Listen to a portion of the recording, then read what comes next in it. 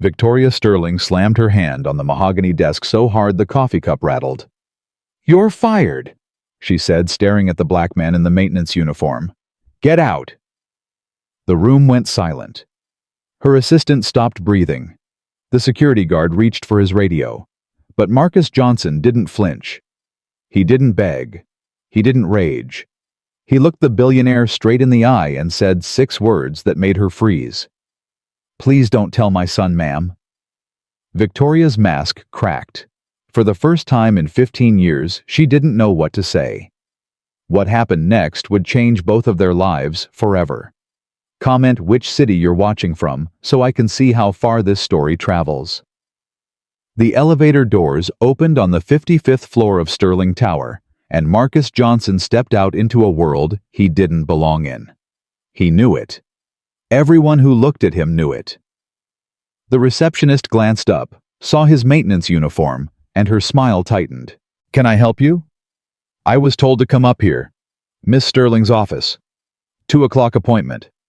The receptionist checked her screen. Her eyebrows rose. "Marcus Johnson." "Yes, ma'am." She picked up the phone and spoke quietly. Then she hung up and gestured toward the glass doors. "Through there, end of the hall. She's expecting you." Marcus nodded and walked. The hallway was longer than his entire apartment. The carpet was thicker than his mattress. The artwork on the walls probably cost more than he'd make in 10 lifetimes.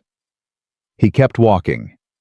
At the end of the hall, a woman in a gray suit stood outside a massive oak door. She looked at him like he was something stuck to her shoe. "Mr. Johnson, Miss Sterling will see you now." She opened the door. Marcus walked in.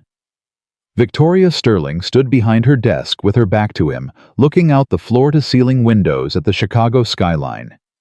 She didn't turn around. Marcus stood there waiting. He'd learned a long time ago that people like her made people like him wait. It was a power move. He understood. He had nowhere else to be. Jalen was at therapy until 4. The neighbor was picking him up. Marcus had time, so he waited.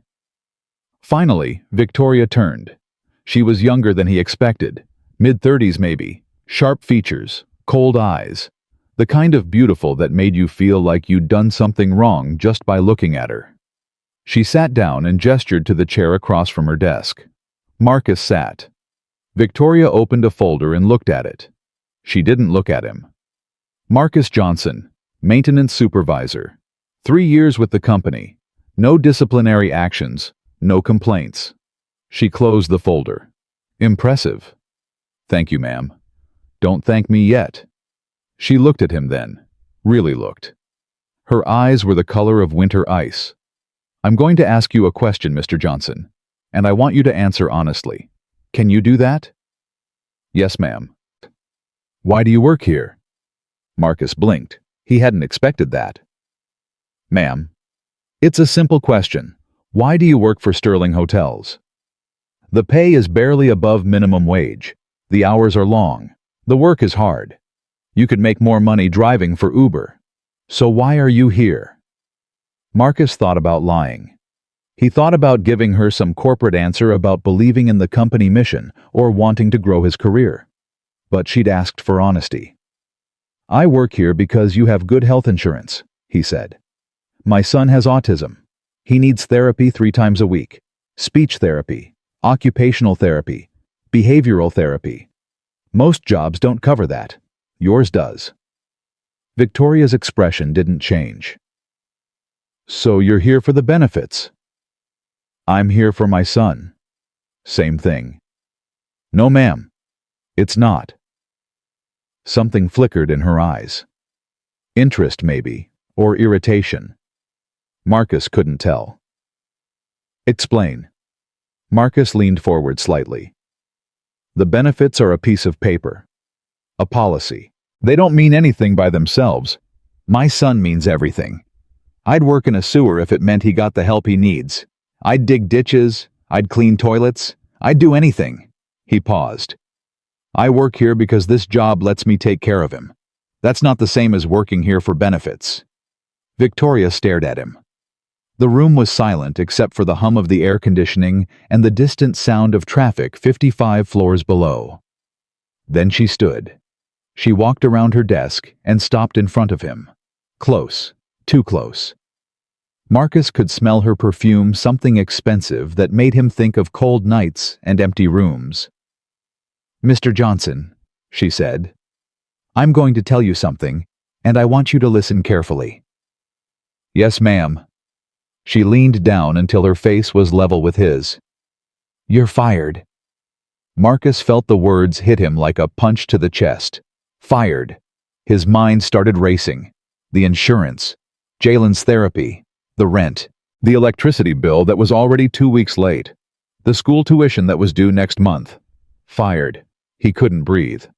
"I'm sorry," he said. His voice came out steady, but inside he was falling apart. "May I ask why?" Victoria straightened. She walked back behind her desk and sat down. "Does it matter? It matters to me." "Why you're fired either way." Marcus's hands were shaking. He pressed them flat against his thighs to make them stop.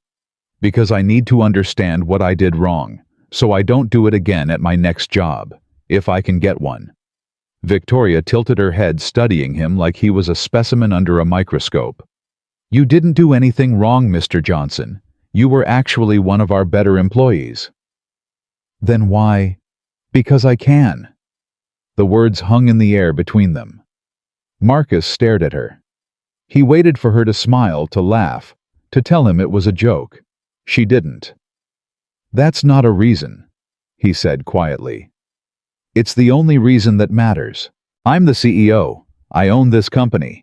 I can fire anyone I want for any reason at any time. That's how power works, Mr. Johnson. The people who have it don't need to explain themselves to the people who don't." Marcus felt something shift inside him. Not anger, he couldn't afford anger. Not desperation that would come later when he was alone. Just sadness. A deep, heavy sadness that pressed down on his shoulders like a physical weight.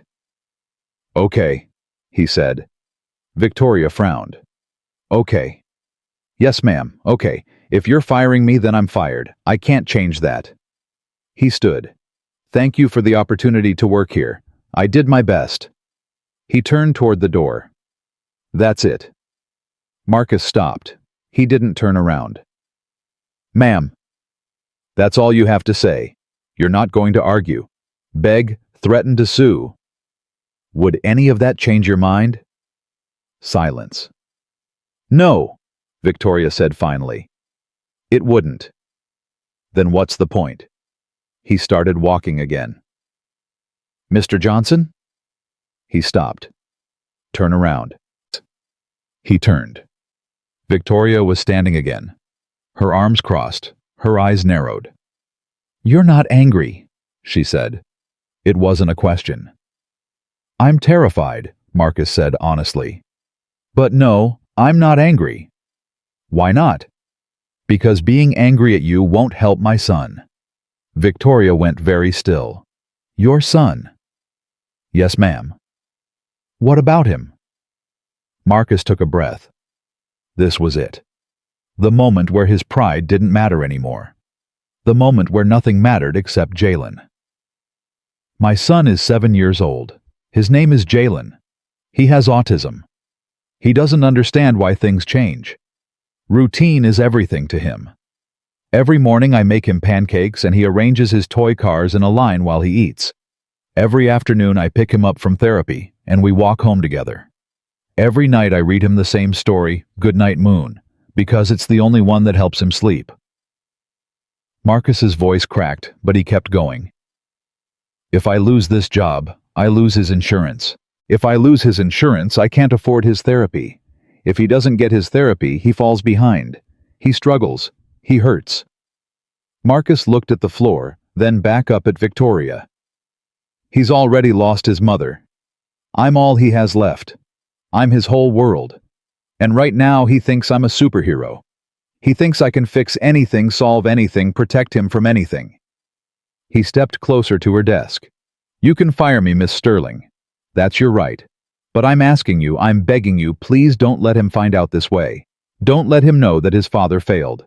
Let me tell him myself in my own way, in my own time. Let me find another job first, so he never has to know how close we came to losing everything." His voice dropped to almost a whisper.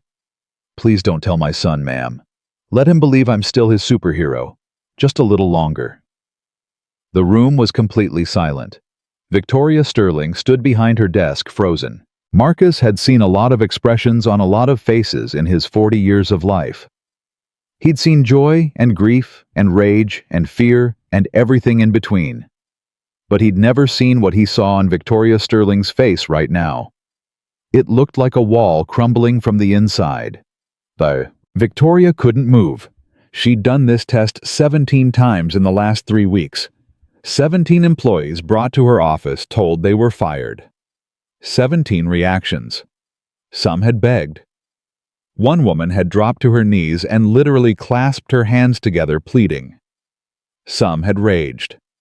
A line cook had called her names she'd never repeat, then threatened to burn the building down. Some had cried. Silent tears, loud sobs, everything in between. Some had gone quiet. Stunned into silence, unable to process what was happening. One had tried to negotiate, offered to take a pay cut, work extra hours, do anything to keep his job. All 17 had thought about themselves, their careers, their bills, their plans, their futures. Not one of them, not a single one, had thought about someone else first, until now. Marcus Johnson stood in front of her, a man in a maintenance uniform who probably made less in a year than she spent on shoes, and his first thought wasn't about himself. It was about his son. His disabled son who thought he was a superhero. Victoria felt something she hadn't felt in years, something she'd trained herself to suppress, to ignore, to kill. She felt ashamed. "Sit down," she said. Her voice came out different, softer. She hated it. Marcus hesitated. "Please," she added. The word felt foreign in her mouth. He sat. Victoria walked back to her chair and sat down heavily. She stared at the folder on her desk, his personnel file, without seeing it. "It was a test," she said finally. Marcus blinked. "Ma'am, the firing. It wasn't real. It was a test." The color drained from Marcus's face. Then it came back darker than before. "A test?" "Yes. You told me I was fired. As a test. I wanted to see how you would react, how you would handle pressure, what kind of person you really are." Marcus was quiet for a long moment. When he spoke, his voice was low and even, controlled. But Victoria could hear the edge underneath. "And what did you learn, Miss Sterling?" Victoria met his eyes. "I learned that you're not like anyone else I've ever met." "Is that supposed to be a compliment?" "It's the truth." Marcus stood. He didn't ask permission this time. "I've been working for this company for 3 years, he said. 3 years of showing up early, staying late, doing jobs that aren't mine because someone called in sick, covering shifts because someone's car broke down, or their kid got sick, or they just didn't feel like coming in. 3 years of being invisible. 3 years of people looking through me like I'm not even there." He stepped toward her desk. "And now you tell me that you brought me up here, made me think I'd lost everything, made me beg for my son as a test." "Mr. Johnson." "My name is Marcus." Victoria closed her mouth. "My name is Marcus Johnson. I am 40 years old. I was born in Detroit. I moved to Chicago when I was 18 to go to college. A college I couldn't afford, so I dropped out after 2 years to work. I met my wife Denise at a diner where she was a waitress. She had the most beautiful smile I'd ever seen. We got married in a courthouse because we couldn't afford a wedding. We had Jalen when we were 32. When he was diagnosed with autism at 3. Denise cried for a week. I held her every night and told her we'd figure it out. We always figured it out." His voice cracked. 3 years ago, she went to the grocery store to buy milk. A drunk driver ran a red light. She died before the ambulance got there. The police came to my door while Jalen was watching cartoons. I had to tell my 4-year-old son that Mommy wasn't coming home." Tears were streaming down his face now, but he didn't wipe them away. "I spent 3 months after that barely alive. I couldn't work, couldn't eat, couldn't sleep. I wanted to die. The only reason I didn't is because one night Jalen climbed into my lap and asked me if I was going to leave him too."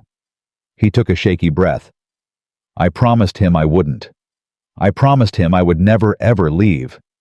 And I have kept that promise every single day since. I have worked myself to the bone to keep that promise.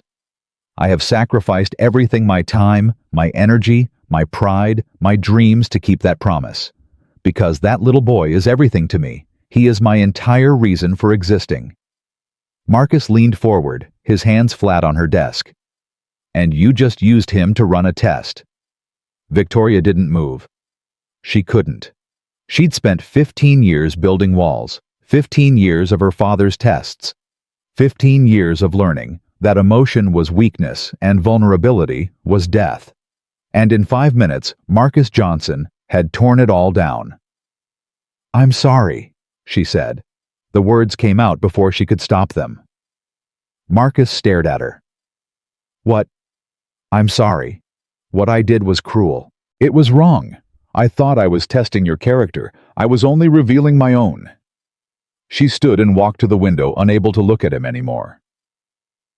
"My father used to test me," she set her back to him.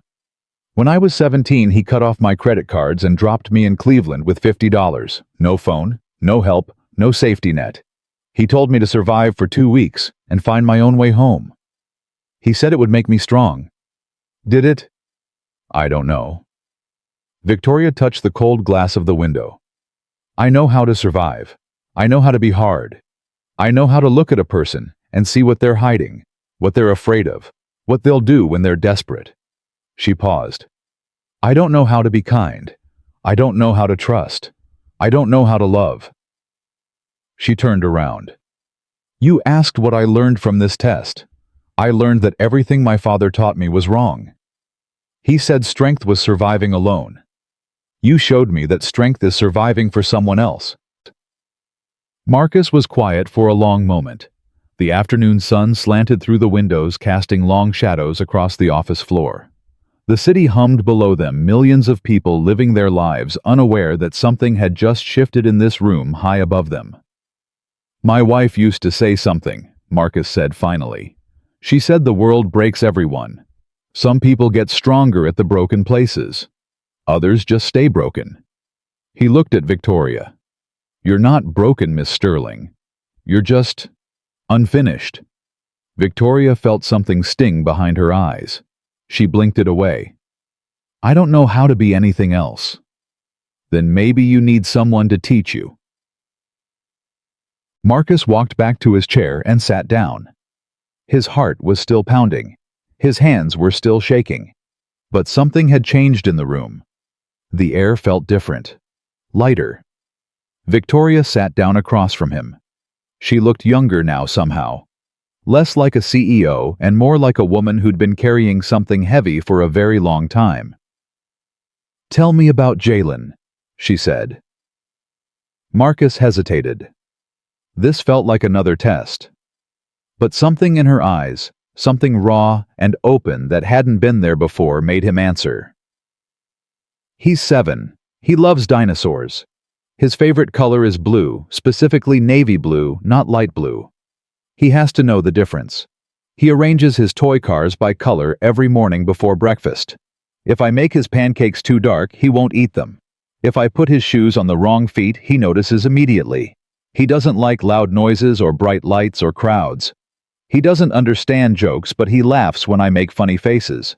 He still sleeps with a blanket his mother made him before he was born. He calls it his soft. He can't fall asleep without it." Marcus smiled even though his eyes were still wet. "He can name every dinosaur that ever lived. He knows which ones were herbivores and which ones were carnivores. He knows when they lived and where and how they died. He's the smartest kid I've ever met, and he has no idea how special he is." Victoria listened. She didn't interrupt. She didn't look away. When Marcus finished, she was quiet for a long time. What does he think about you working here? She asked finally. He thinks I fix broken things, which I do. Just not the kind he imagines. Marcus smiled again. He made me a cape once, out of an old bedsheet and some markers. Drew a big D on it for Daddy. He said I was a superhero because I fix things that are broken. He doesn't know that some things can't be fixed.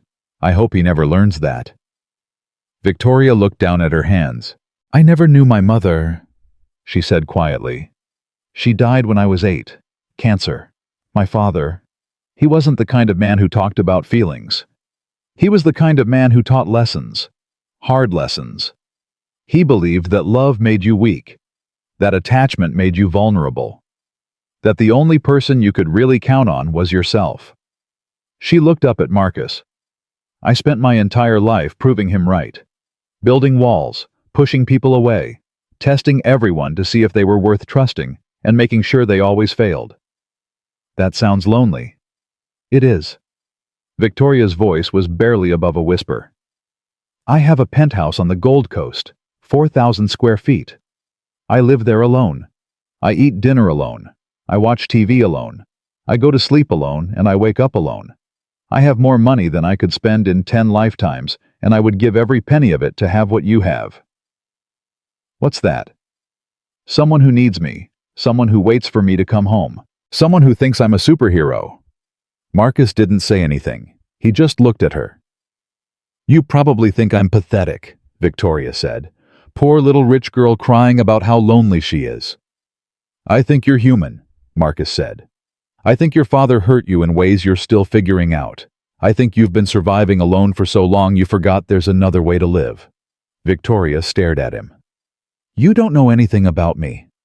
I know you apologized. I've met a lot of people in my life, Miss Sterling. Rich people, poor people, everything in between. Most of them don't apologize when they're wrong. They justify, they deflect, they blame someone else. He leaned forward. You said sorry. That means something. Victoria turned away. She looked out the window at the city below. I don't know how to be different, she said. I don't know how to be the kind of person who deserves someone like your son thinking I'm good. You learn, Marcus said simply. Same way you learn anything else. You try, you fail, you try again. You keep trying until you get it right. And if you never get it right, then at least you died trying. That's more than most people can say. The sun was getting lower now, painting the office in shades of orange and gold. Victoria's phone buzzed. She looked at it, then silenced it. That's the board, she said. They want to know how the evaluations are going. What are you going to tell them? I don't know. Victoria looked at him. I started this test because I wanted to see who my employees really were. I never expected it to show me who I really was. She picked up his file and opened it. You've been working here for 3 years, she said. Maintenance supervisor. You manage a team of 4 people. You handle everything from broken air conditioners to clogged pipes to malfunctioning elevators. Your performance reviews are excellent. Your team respects you. Your managers trust you. She paused. And you make $22 an hour. Marcus shrugged. It's a living. It's an insult. Victoria closed the file. You're worth more than that. A lot more. Miss Sterling, I want to offer you a promotion. Why? Marcus went still. What kind of promotion? Director of Facilities Operations. You'd oversee maintenance for all 12 of our Chicago properties. Your salary would triple. You'd have full benefits, a company car, and a flexible schedule that lets you pick up your son from therapy every day. Marcus stared at her. Why? Because you deserve it. Because you've been doing the job already without the title or the pay. Because... She stopped. Took a breath. Because I want to do one thing right. Just one thing. And this feels right. Marcus was quiet for a long moment. This isn't charity, Victoria added quickly. This isn't guilt. This is business. You're the best person for the job. I'd be stupid not to promote you. And the test, Marcus asked. What about all the other employees you did this to? Victoria looked down at her desk. I'll apologize to them too. Individually. I'll explain what I did and why it was wrong. And then I'll figure out how to be a better leader. She looked back up at him. I don't know if I can change overnight, but I want to try. I need to try. Talking to you today made me realize that the person I've been isn't the person I want to be. Marcus studied her face, looking for the lie, looking for the angle. He didn't find one. Okay, he said finally. Okay. I'll take the job, on one condition. Name it. You let me do it my way. No tests, no games, no power moves. I treat my people with respect, and they respect me back. That's how I work. That's the only way I work. Victoria nodded slowly. Deal. She stood and extended her hand. Marcus stood and shook it. Her grip was firm, but her palm was trembling slightly. He pretended not to notice. Thank you, Mr. Johnson. Marcus. Thank you, Marcus. You're welcome, Miss Sterling. Victoria. He smiled for the first time since he'd walked into her office. You're welcome, Victoria. Marcus left the Sterling Tower as the sun was setting over Lake Michigan. The streets were crowded with people heading home from work, and he joined the flow, just another face in the crowd. But inside, everything was different. He thought about calling his neighbor to say he'd be late picking up Jalen. Then he realized he didn't have to. He'd just been promoted. He had flexibility now. He had options. He had hope. For the first time since Denise died, Marcus Johnson felt like maybe, just maybe, things were going to be okay. He pulled out his phone and called the number. Hey, Mrs. Patterson, how's Jalen doing? He's fine, Marcus. Watching his dinosaur show. Do you want me to start dinner for him? No, ma'am. I'll be home soon. I want to make him pancakes. Pancakes for dinner. It's a special occasion.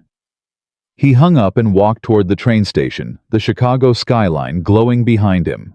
He didn't know that back in the Sterling Tower, Victoria Sterling was standing at her window, watching him disappear into the crowd.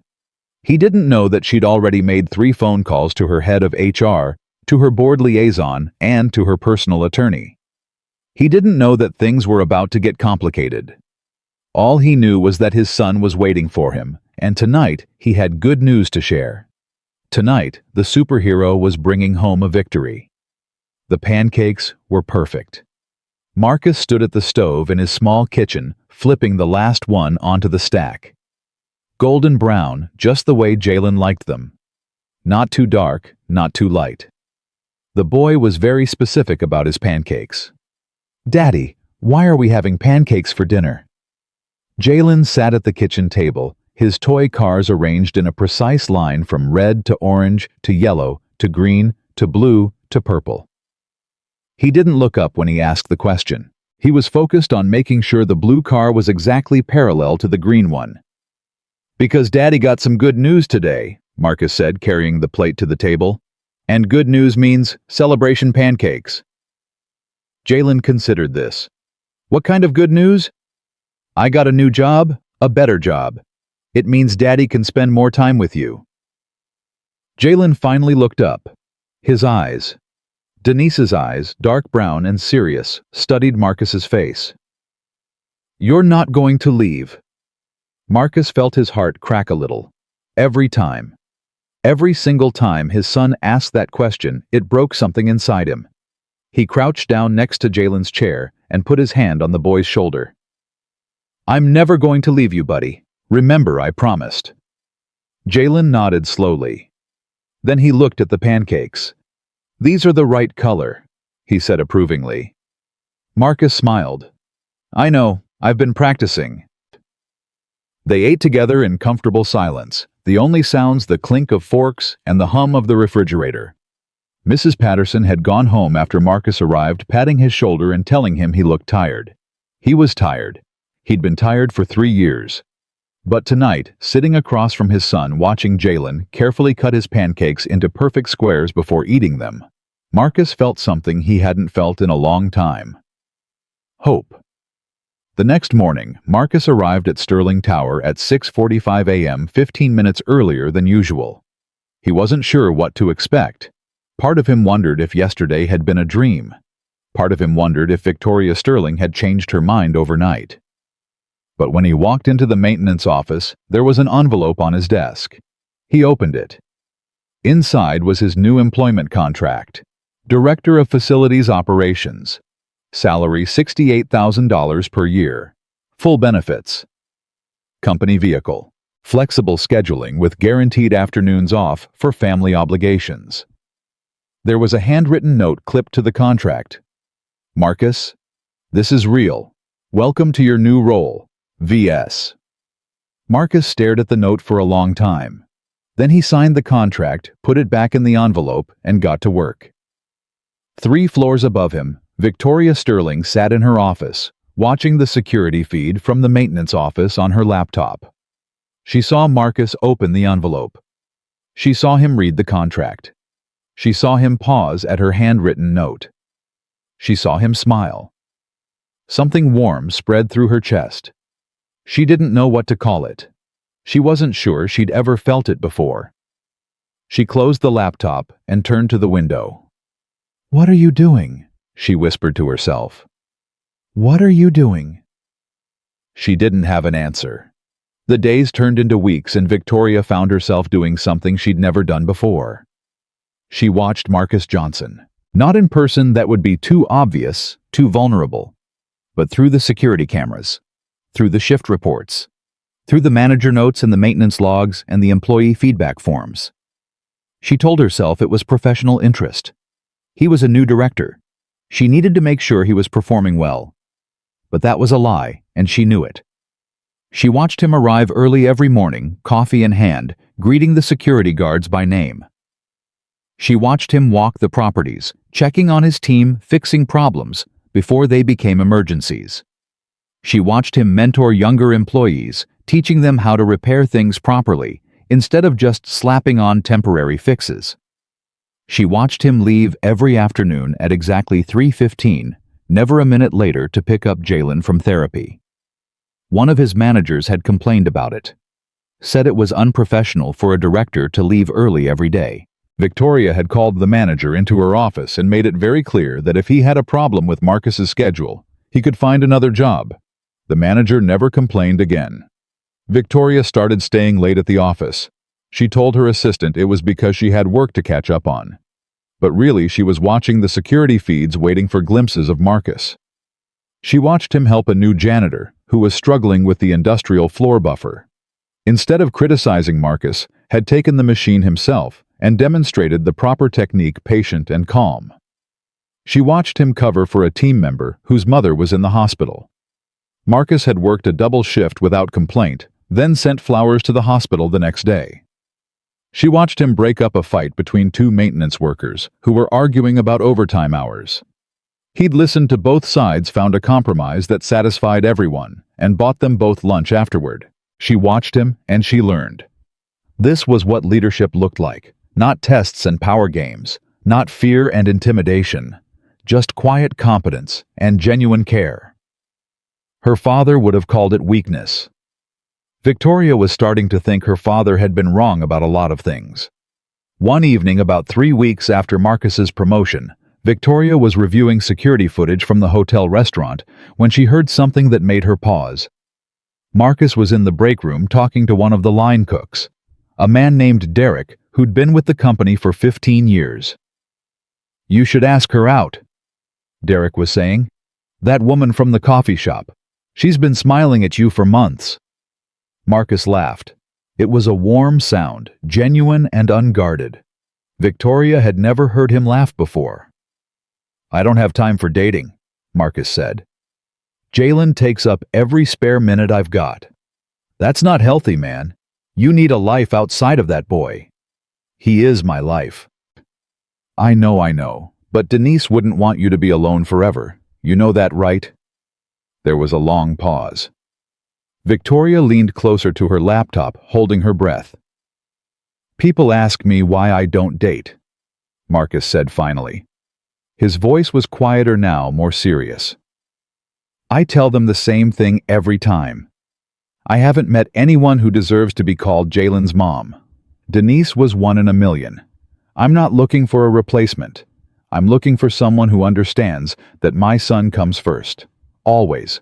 Someone who sees him, really sees him, and loves him anyway. Another pause. That's a tall order, Derek said. I know. That's why I'm not holding my breath. Victoria closed her laptop. She sat in the darkness of her office for a long time, staring at nothing. She thought about Marcus's words. Someone who sees him and loves him anyway. She thought about Jalen. A 7-year-old boy with autism who arranged his toy cars by color and thought his father was a superhero. She thought about herself. A 34-year-old woman who had never been seen. Not really. Not by anyone who mattered. Something was happening to her. Something she didn't understand and couldn't control. She was falling. The crisis came on a Thursday afternoon in late October. Victoria was in a board meeting when her assistant knocked on the door and whispered something urgent. She excused herself and stepped into the hallway. What is it? It's about Marcus Johnson, ma'am. There's a situation. Victoria's heart stopped. What kind of situation? His son's therapist had a family emergency, canceled at the last minute.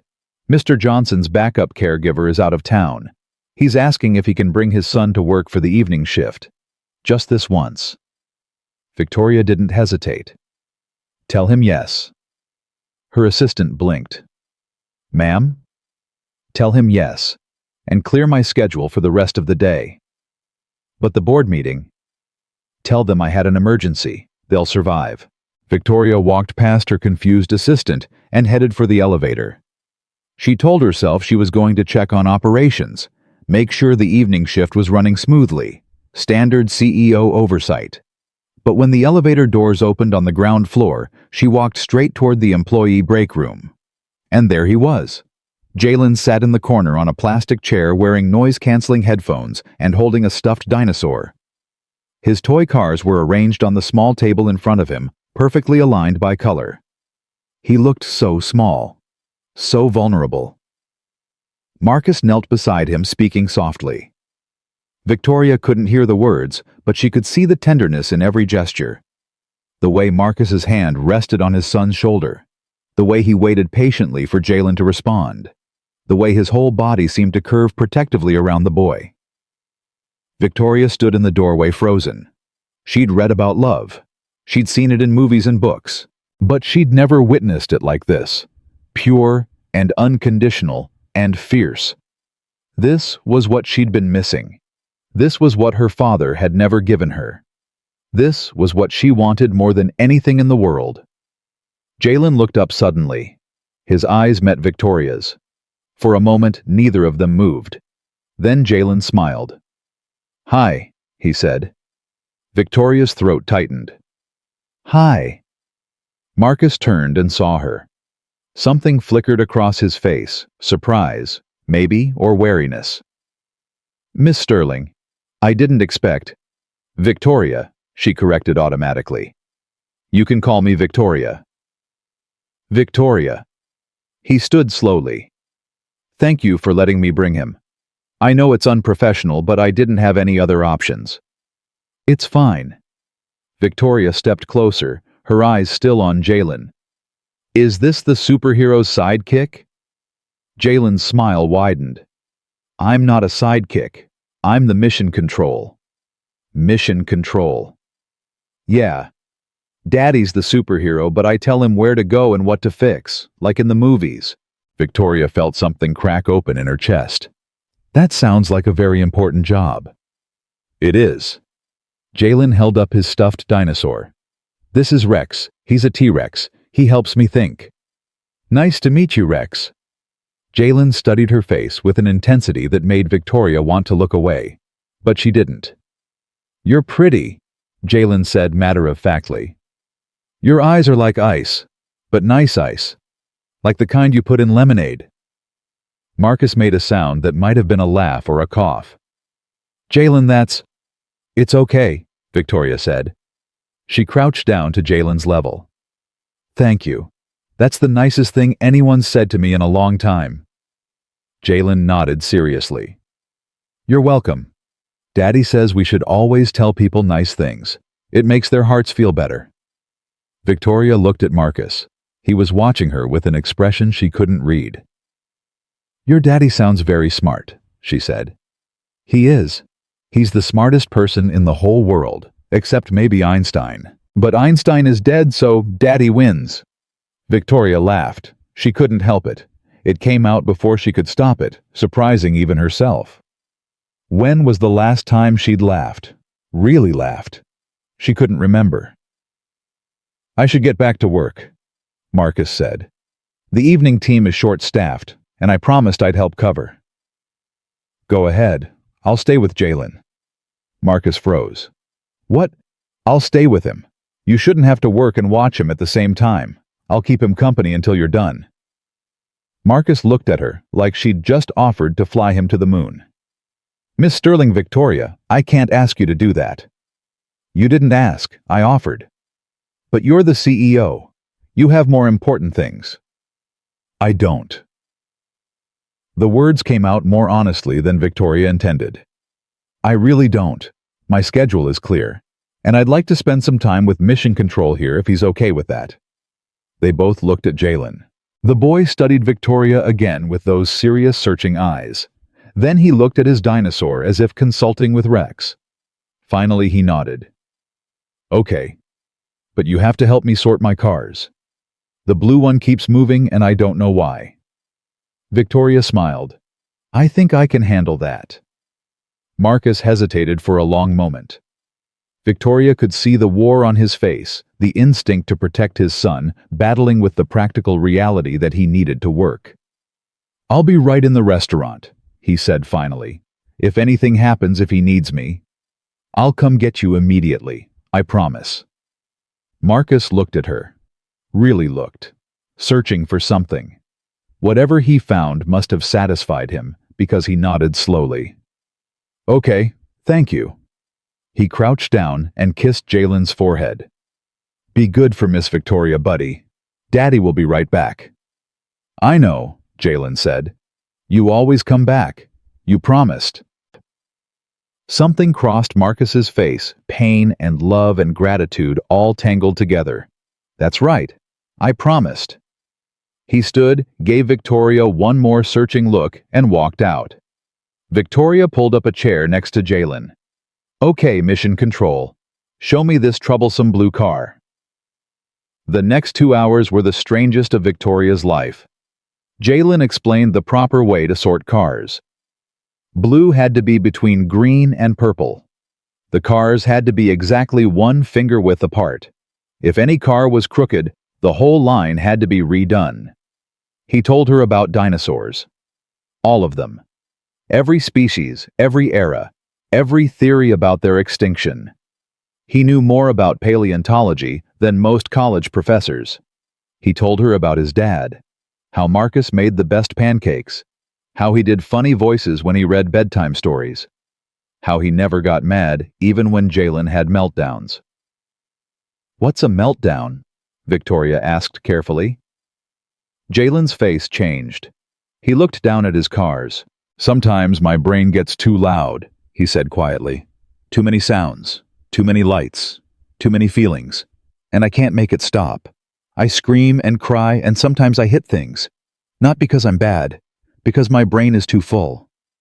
Victoria's heart ached. That sounds really hard. It is, but Daddy helps. He wraps me up tight in my blanket and talks really quiet until the noise goes away. He never yells at me. He says my brain just works different, not wrong. Victoria blinked back tears. Your daddy's right. Jalen looked up at her. Do you have meltdowns? The question caught her off guard. What do you mean?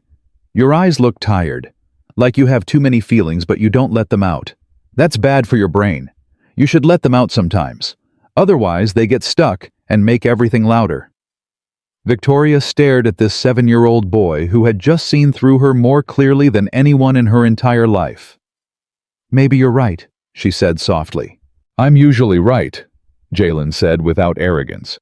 Daddy says it's because I pay attention to things other people don't see. That's a superpower. Jalen's face lit up. That's what Daddy says too. They went back to sorting cars. But something had shifted. Some wall inside Victoria that had been standing for 30 years had developed a crack. And she didn't want to fix it. The meltdown came without warning. One moment, Jalen was happily explaining why the Stegosaurus was underrated compared to the T-Rex. The next moment, the fluorescent lights in the break room flickered. Once, twice, 3 times. Jalen's whole body went rigid. "No," he whispered. "No, no, no, no, no." Victoria didn't understand what was happening. "Jalen, what's wrong?" But the boy wasn't listening anymore. His hands flew to his ears, pressing hard against the noise-canceling headphones. His eyes squeezed shut. His body started rocking back and forth faster and faster. "Too bright," he gasped. "Too bright, too bright, too bright." And then he started screaming. Victoria had never heard a sound like that. It wasn't a tantrum scream, not the kind of noise a child makes when they want something. This was pure terror, pure overwhelm, the sound of a brain being overloaded past its breaking point. Other employees came running. They stood in the doorway staring. "Get back," Victoria shouted at them. "Everyone back, and someone get Marcus now!" She didn't know what to do. She didn't know how to help. She reached toward Jalen, wanting to comfort him, but she was afraid to touch him, afraid of making it worse. "Jalen," she said, trying to keep her voice calm. "Jalen, it's okay. It's okay. Your daddy's coming." But the boy couldn't hear her. He was somewhere else now, trapped inside his own head, drowning in sensations he couldn't control. Victoria spotted a jacket hanging on a nearby chair. She grabbed it and draped it over Jalen's head and shoulders, blocking out the light. She had no idea if it would help, but she had to do something. Marcus burst through the door 30 seconds later. He didn't hesitate. He didn't ask what happened. He just moved. In one fluid motion, he scooped Jalen into his arms, jacket and all, and pulled the boy tight against his chest. He sat down on the floor, back against the wall, and wrapped himself around his son like a protective shell. "I'm here, buddy. Daddy's here. You're safe. You're safe." His voice was barely above a whisper, steady and calm, even though Victoria could see tears streaming down his face. "Breathe with me, Jalen. In and out.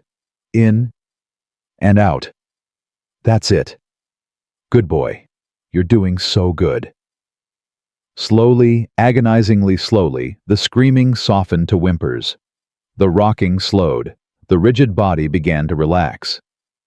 Marcus kept talking, kept whispering, kept holding on. Victoria stood frozen against the wall, watching. She'd seen hostile boardroom takeovers. She'd seen billion-dollar deals fall apart. She'd seen men twice Marcus's age crumble under pressure. She had never seen anything as brave as what Marcus was doing right now. 20 minutes later, Jalen was asleep in his father's arms, exhausted from the meltdown. His face was red and tear-streaked, but peaceful. Marcus looked up at Victoria. His own face was wet. "I need to take him home," he said quietly. "But I don't have a car. The buses stopped running an hour ago." "I'll drive you." "Victoria, you don't have to." "I want to." She pulled out her keys. "Let's go." The drive to the south side was quiet. Jalen slept in the back seat, wrapped in Marcus's jacket, his head resting on his father's lap. Marcus stroked the boy's hair with one hand, staring out the window. Victoria focused on the road. The city lights blurred past them. "I'm sorry," she said finally. Marcus looked at her. "For what?" "I should have gotten you sooner. The lights started flickering, and I didn't know what to do. I should have—" "You couldn't have known," Marcus interrupted gently. "Fluorescent lights are one of his triggers, but even I forget sometimes. It's not your fault." Victoria gripped the steering wheel tighter. "Is he going to be okay?" "He'll be fine. He just needs to sleep it off. Tomorrow he'll wake up and ask for pancakes like nothing happened." Marcus paused. "Thank you for staying with him tonight. He usually doesn't warm up to strangers that quickly." "He's a remarkable kid." He's everything. They drove in silence for another few minutes. Then Victoria asked the question that had been burning in her mind. How do you do it day after day? The meltdowns, the therapy, the constant vigilance. How do you keep going? Marcus was quiet for a long moment. Because he needs me, he said finally. It's that simple. When Denise died, I wanted to die too. Every day felt impossible. But then I'd look at Jalen, and I'd remember that I'm his whole world. If I give up, he has no one. He looked down at his sleeping son. Some days are harder than others. Some days I cry in the shower so he won't see. Some days I want to scream at God and ask why my boy has to struggle so hard when other kids have it so easy. But then he laughs at one of my stupid jokes, or he shows me a new dinosaur fact, or he holds my hand on the way home from therapy, and I remember why I keep fighting. His voice cracked. He's the reason I'm still alive, and I'll keep fighting for him until I have nothing left to give. Victoria's vision blurred with tears.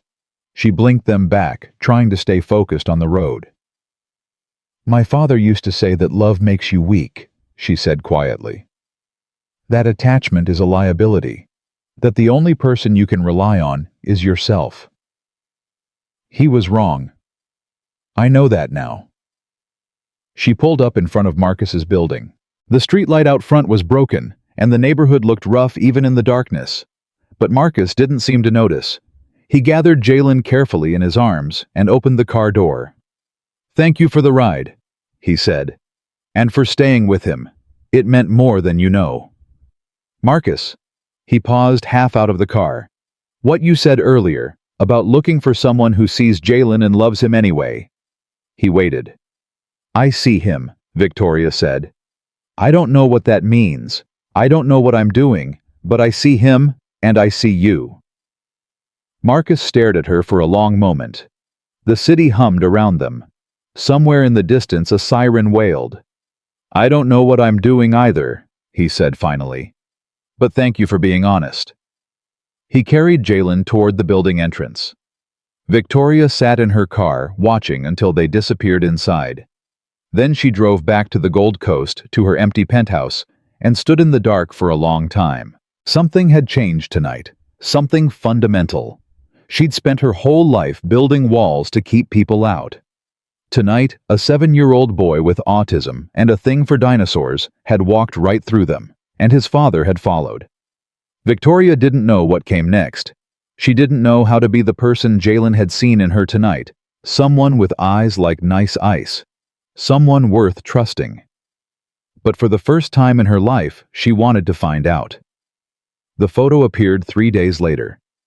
Victoria was in her office reviewing quarterly reports when her phone exploded with notifications. Texts from board members, emails from PR, calls from numbers she didn't recognize. She opened her browser and felt her stomach drop. The image was grainy, taken from across the street with a long lens, but it was unmistakably her. Standing outside Marcus's apartment building at 11 p.m., watching him carry a sleeping child inside. The streetlight was broken, but someone had enhanced the image enough to see her face clearly. The headline made her want to throw her laptop through the window. Billionaire Victoria Sterling's secret life exposed, late-night visits to Southside apartment mystery man and child revealed. She scrolled down. The comments were already in the thousands. She's obviously having an affair. That kid has to be hers. Look at how she's watching them. Gold digger baby daddy Sterling family must be thrilled. Who's the guy? Anyone ID him yet? Victoria's hands were shaking when her assistant burst through the door. Miss Sterling, the board is calling an emergency meeting. Mr. Harrison is demanding you come down immediately, and there are reporters gathering outside the building. Victoria closed her laptop. Tell the board I'll be there in 10 minutes. What should I tell the reporters? Nothing. Not a single word. Her assistant nodded and hurried out. Victoria sat alone in the silence. She thought about calling Marcus to warn him, but what would she say? I'm sorry, but our lives are about to be destroyed because someone took a picture of me being a decent human being. She picked up her phone and put it down again. Then she stood, straightened her jacket, and walked toward the boardroom. The conference room was already full when she arrived. 12 board members sat around the polished table, their faces ranging from concerned to furious. At the head of the table sat Gerald Harrison, the CFO, a man who had been trying to undermine Victoria's leadership since the day she took over. He was smiling. That was never a good sign. "Victoria," Gerald said, gesturing to the empty chair across from him. "Please, sit." She sat. "I assume everyone has seen the news." Gerald continued, looking around the table. "The stock price dropped 4% in the last hour. Our largest institutional investor called to express concerns. 2 potential acquisition targets have put their negotiations on hold pending clarification of the situation." "It's a photograph," Victoria said evenly. "Not a situation. A photograph of our CEO making late-night visits to a low-income neighborhood with a mystery man and child. The optics are devastating." "The optics are fiction. I was giving an employee a ride home because his son had a medical episode. That's all." Patricia Chen, the board's longest-serving member, leaned forward. "Which employee?" Victoria hesitated for a fraction of a second. That was her first mistake. "Marcus Johnson. He's the director of facilities operations." Gerald's smile widened. "The maintenance worker you promoted 8 weeks ago." "He's a director now. A director who makes $68,000 a year, and you personally drove him home at 11 o'clock at night. His son had a meltdown. He has autism. The child needed to get home and Marcus didn't have transportation. So you, the CEO of a multi-billion-dollar company, personally chauffeured your maintenance director across town in the middle of the night. Because you were being helpful." Victoria's jaw tightened. "Yes." Gerald looked around the table, making sure everyone was watching. "And how do you explain the reports that you've been spending time with this man's child? That you stayed late at the office specifically to watch security footage of Mr. Johnson? That you changed company policy, flexible scheduling for parents immediately after meeting him?" Victoria felt cold. Someone had been watching her. Someone had been taking notes. "I don't have to explain my management decisions to you, Gerald." "Actually, you do. You're accountable to this board. And right now this board is very concerned that its CEO has developed an inappropriate personal attachment to an employee." "There's nothing inappropriate about." "Have you had a romantic relationship with Marcus Johnson?" The question cut through the room like a knife. Victoria stared at Gerald. Her heart was pounding, but she kept her voice steady. "No." "Have you engaged in any physical contact with Mr. Johnson?" "No." "Have you given Mr. Johnson any preferential treatment based on personal feelings rather than professional merit?" Victoria thought about the promotion, the flexible schedule, the changed policies, the hours she'd spent watching security footage. She thought about the way her chest tightened every time she saw him smile. "No," she said. But even she could hear the hesitation in her voice. Gerald leaned back in his chair, satisfied. "I think we all know that's not entirely true. The question is, what we do about it." Patricia spoke up. "What are you proposing, Gerald?" "It's simple. We need to contain this scandal before it destroys the company. We've identified the man in the photograph, Marcus Johnson, maintenance worker turned director thanks to our CEO's intervention." Gerald looked directly at Victoria. "We terminate him. Issue a statement clarifying that he was never more than an employee, that any speculation about a relationship is baseless, and that the company has taken appropriate action to address the situation." Victoria's blood ran cold. "You want to fire him?" "I want to protect the company, which is what you should want too. He didn't do anything wrong. He became a liability. That's enough." Victoria looked around the table. Some board members wouldn't meet her eyes. Others looked sympathetic, but unwilling to speak up. She was alone. "No," she said. Gerald frowned. "Excuse me. I said no. I'm not firing Marcus Johnson. He's innocent. He's a single father raising a special needs child on his own. He works harder than anyone in this company, and I am not going to destroy his life because some gossip photographer got lucky with a camera. Victoria, be reasonable. I am being reasonable. You're being cruel. Gerald's face hardened. If you won't handle this appropriately, the board will exercise its authority to handle it for you. What does that mean? It means we'll call a vote. Your leadership, your judgment, your fitness to continue as CEO. All of it on the table. Gerald looked around at the other board members. I think we can all agree that Victoria's behavior in this matter has been concerning. Personal involvement with employees, emotional decision-making, prioritizing individual relationships over company interests. Patricia shifted uncomfortably. Gerald, that seems extreme. Does it? She just admitted she's unwilling to take necessary action to protect the company. What kind of CEO puts a maintenance worker above billions of dollars in shareholder value? Victoria stood. The room went silent. My father built this company, she said, her voice low and dangerous. He put every penny he had into it.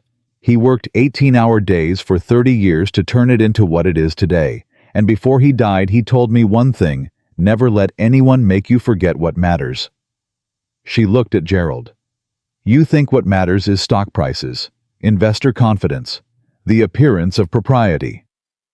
She shook her head. You're wrong. What matters is people. Real people with real lives who depend on this company to treat them fairly.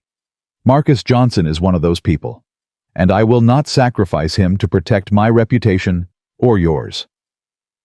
Gerald smiled coldly. That's very noble, Victoria. But nobility doesn't keep shareholders happy. Then maybe we need different shareholders. She walked toward the door. Victoria, Gerald called after her. If you walk out of this room without agreeing to our terms, we will move forward with a vote of no confidence. You could lose everything. Victoria stopped with her hand on the door handle. She thought about her father, his tests, his lessons. Strength is surviving alone, he'd said. Independence is the only true power. She thought about Marcus, about Jalen, about the way it felt to finally be seen. She turned around. Then I guess we'll find out what I'm really made of. She walked out. The next 48 hours were the worst of Victoria's life. The story spread like wildfire. Every gossip site, every news outlet, every social media platform had something to say about the mysterious man in Victoria Sterling's life. Reporters found Marcus's address. They camped outside his building, shouting questions at anyone who went in or out. They found Jalen's school. They tried to interview his teachers. They found Denise's grave. They took pictures of it and speculated about whether Victoria was trying to replace the dead wife. Victoria tried to protect them. She sent security to Marcus's building. She threatened legal action against any outlet that published photos of Jalen. She issued statement after statement, denying any romantic involvement. None of it worked. On the morning of the third day, Victoria sat in her office, staring at the board's ultimatum. The letter was formal and cold. She had until 5 p.m. to agree to terminate Marcus Johnson and issue a public statement distancing herself from him. If she refused, the board would move forward with a vote to remove her as CEO.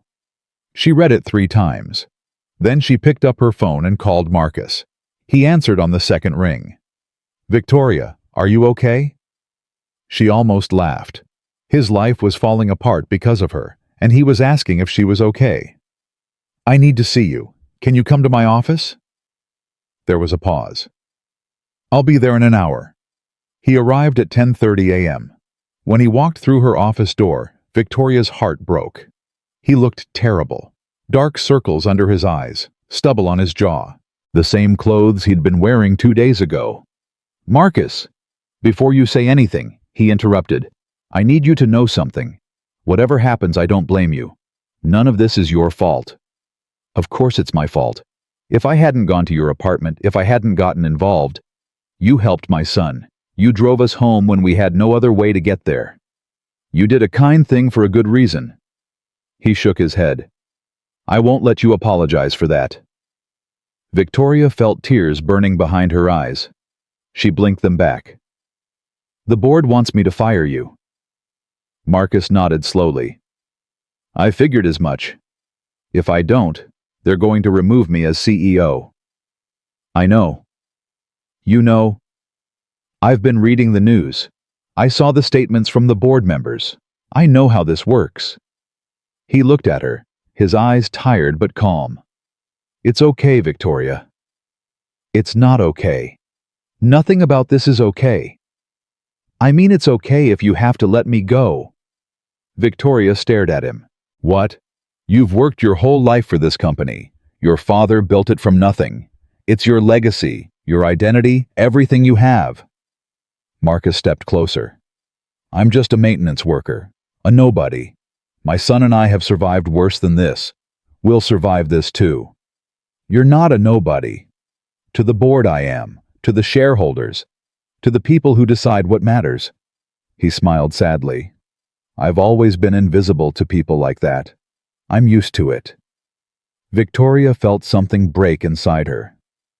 I'm not going to fire you. Victoria, I said no. I don't care what the board wants. I don't care about the stock price or the investors or any of it. I care about doing the right thing. And firing an innocent man to save my own skin is not the right thing. Marcus was quiet for a long moment. What are you going to do? I don't know yet, but I'm not going to let them win. Marcus looked at her with an expression she couldn't read. You really mean that? I really do. He took another step toward her. They were close now, close enough that Victoria could see the gold flecks in his brown eyes. Why? He asked quietly. Why risk everything for me? Victoria's throat tightened. Because you showed me something I've never seen before. You showed me what it looks like to love someone more than yourself. You showed me what it means to be strong. She swallowed hard. My father taught me that strength was surviving alone. You taught me that strength is surviving for someone else. Marcus didn't say anything. He just looked at her. The office was silent, except for the hum of the air conditioning and the distant sounds of the city below. Then Victoria's phone buzzed. She glanced at it. A text from her assistant. Gerald Harrison is doing a live interview on CNBC in 10 minutes. He's going to announce the vote of no confidence. Victoria's stomach dropped. I have to go. What are you going to do? She looked at him, at this man who had lost everything and kept going, who had raised his son alone while the world fell apart around him, who had looked a billionaire in the eye and asked only that she not tell his boy the truth. Something my father would never do. She walked out of her office and headed for the elevator. The boardroom was chaos when Victoria arrived. Gerald was on his phone barking orders at someone. Patricia was arguing with two other board members. Assistants ran back and forth with papers and tablets. Everyone stopped when Victoria walked in. Gerald ended his call and smiled. Victoria, come to accept our terms. No. Then we're proceeding with the vote. You'll be removed as CEO by the end of the day. Actually, I don't think so. Gerald's smile flickered. Excuse me. Victoria walked to the head of the table. Her seat. The seat her father had occupied for 30 years. She didn't sit.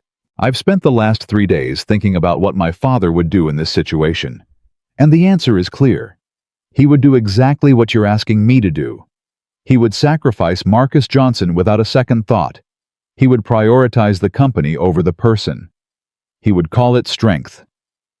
She looked around the table at the assembled board members. But I'm not my father.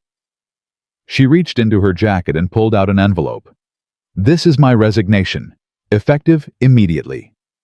The room exploded. Gerald's face went red.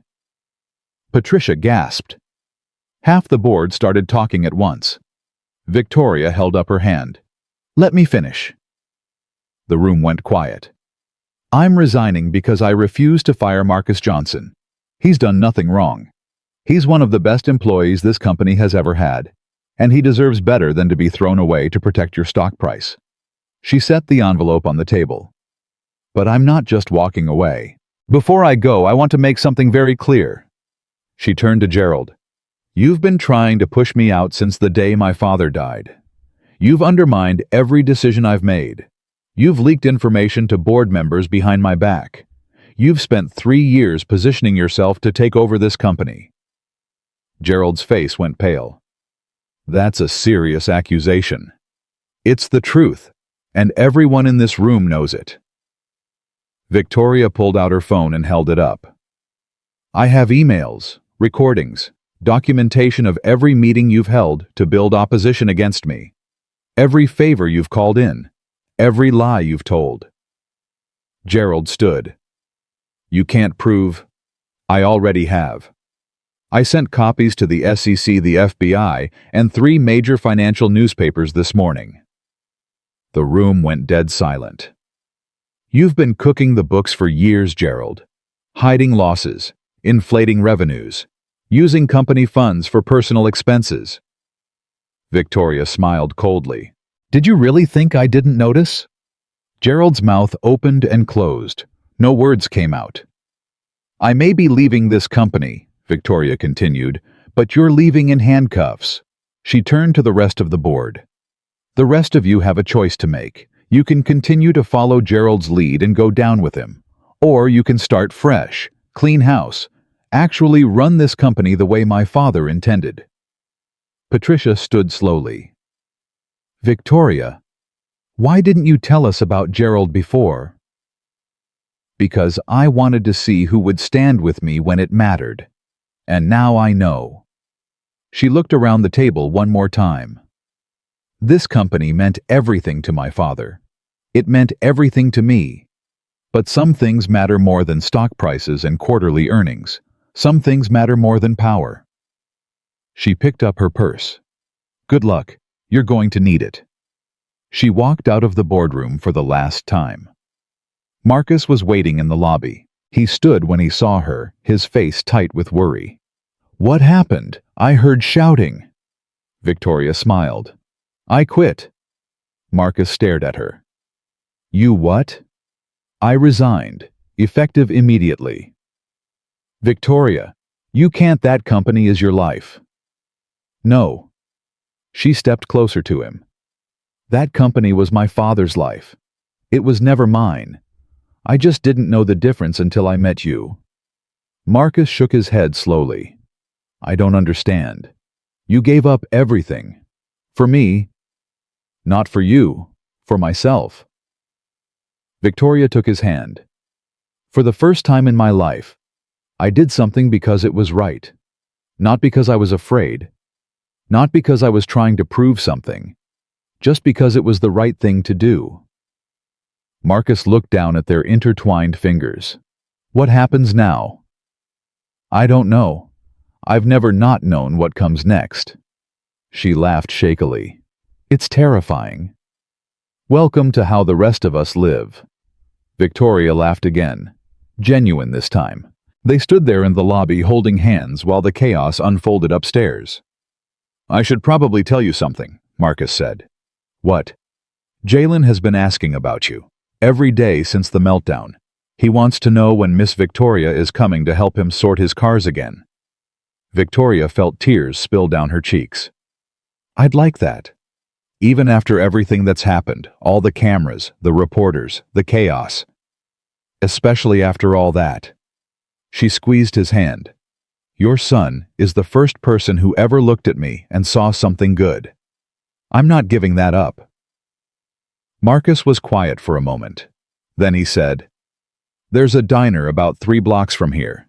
Good coffee. Terrible pie. Jalen loves the grilled cheese. Victoria blinked. Are you asking me to lunch?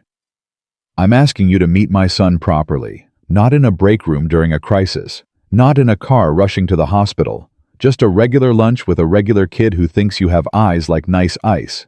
Victoria smiled through her tears. I'd love that. They walked out of Sterling Tower together past the security guards who stared past the employees, who whispered past the reporters who scrambled for their cameras. Victoria didn't look back. 3 blocks away in a diner with cracked vinyl seats and a jukebox that only played songs from the 70s, Jalen Johnson sat at a booth arranging sugar packets by size. When the door opened and he saw Victoria walk in with his father, his whole face lit up. "Miss Victoria, you came?" He slid out of the booth and ran toward her, his arms outstretched. Victoria crouched down and caught him, and holding that little boy, feeling his arms around her neck, hearing his happy laugh in her ear, Victoria finally understood what she'd been missing her entire life. Not power, not money, not control. Connection. This was what it meant to be human. This was what her father had never taught her. This was worth more than any company in the world. She looked up at Marcus over Jalen's shoulder. He was smiling at her with tears in his eyes. "Thank you," she whispered. "For what?" "For showing me what matters." Jalen pulled back and looked at her seriously. "Are you going to eat grilled cheese with us?" Victoria laughed. "Yes, buddy, I'm going to eat grilled cheese with you." "Good, because the grilled cheese here is the best. Daddy says so." "Then it must be true." Jalen took her hand and led her to the booth. And sitting there in a worn-out diner in downtown Chicago, eating mediocre grilled cheese with a 7-year-old boy and his father, Victoria Sterling, felt something she'd never felt before. Peace. She had given up everything, and somehow she had gained so much more.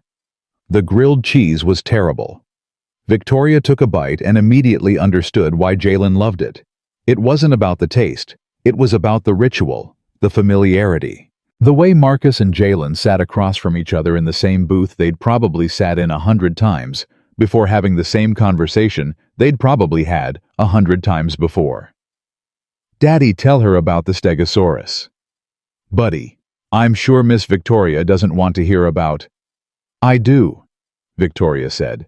"I absolutely do." Jalen's face lit up. He launched into an explanation of why the Stegosaurus was the most underrated dinosaur in history, complete with hand gestures and sound effects.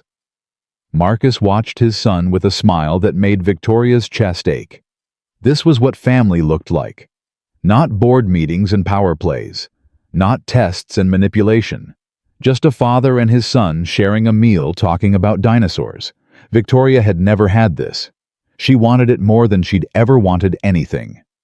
When Jalen finished his presentation, he looked at Victoria expectantly. "Well, do you agree?" "I think you make a very compelling argument," Victoria said seriously. "The Stegosaurus deserves more respect." Jalen nodded, satisfied. Then he looked at his father. "Daddy, can Miss Victoria come to our house? I want to show her my dinosaur collection." Marcus hesitated. He glanced at Victoria, something uncertain in his eyes. "Buddy, I don't know if—" "Please. She helped me sort my cars. She needs to see the dinosaurs too." Victoria felt her heart hammering. This was moving fast. Too fast, maybe. 3 hours ago, she'd been a CEO. Now she was sitting in a diner being invited to see a 7-year-old's dinosaur collection. But when she looked at Jalen's hopeful face, she couldn't say no. "I'd love to see your dinosaurs," she said. The apartment was even smaller than Victoria remembered. She stood in the doorway while Marcus helped Jalen take off his coat. The living room had a sagging couch, a TV that looked 10 years old, and a coffee table covered with crayons and coloring books. But it was clean, organized. Every toy had its place. Every book was on its shelf.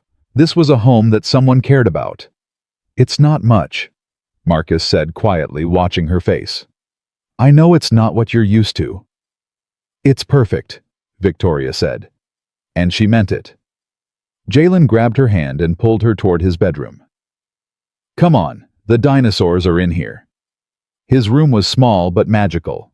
Glow-in-the-dark stars covered the ceiling. Dinosaur posters lined the walls. And on a shelf above his bed sat at least 50 toy dinosaurs arranged by era and species. "This is the Jurassic section," Jalen explained, pointing. "And this is the Cretaceous section. The T-Rex goes here because he's the king. And this," he picked up a small plastic Stegosaurus. "This is Steve. He's my favorite." You named your stegosaurus Steve. Yes, Steve the Stegosaurus. It's alliteration. My teacher taught us about that. Victoria laughed. Steve is a very handsome stegosaurus. Jalen beamed. He put Steve back on the shelf and then looked at Victoria with sudden seriousness. Are you going to be my daddy's friend? The question caught Victoria off guard. I hope so. Good. Because Daddy needs a friend. He doesn't have very many. Mrs. Patterson comes over sometimes, but she's old and she smells like medicine. Derek from work is nice, but he talks too much, and Grandma lives far away, so she only visits on holidays. Victoria glanced at the doorway.